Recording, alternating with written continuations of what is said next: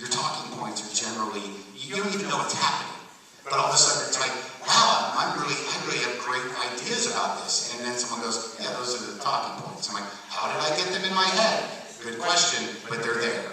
So I started to feel like my own voice was being, kind of co-opted by this very small lefty agenda, whatever that is in this country. All I knew is that being a progressive talk radio personality, you couldn't alienate everyone at once, but you could piss off small leftist factions within the community. You get calls like, fish are animals too.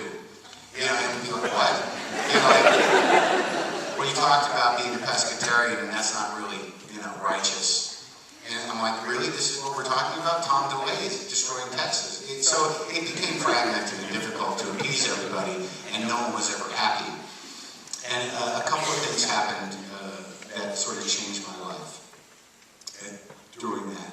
The first thing was, I was the only guy. See, I was profoundly insecure. I never thought I was doing a good job, or I really knew what I was talking about. So I would be the guy that would go through all the emails that came to the station. That's what I would do. I would just read emails to get sort of like the buzz of like, maybe somebody likes me. And there was an email once that said, fire Marc Maron. He doesn't know what he's talking about. He should shut his mouth and let the adults talk. So he didn't know that I was the only one reading this mail. Generally, no one reads the mail that comes to the radio station. But I did every day, as opposed to read the briefing. So I, of course, wrote back and said, what is it about Marc Maron that you really don't like? And he said he doesn't know what he's talking about. He's a child, he's not sophisticated, he doesn't know anything about politics. And then I wrote back, well, I think he's pretty funny, though. Don't you think he's pretty funny? And the guy sort of like writes back and says, look, I'm not listening to this for humor. There's a war to be fought here. We've got to fight the good fight.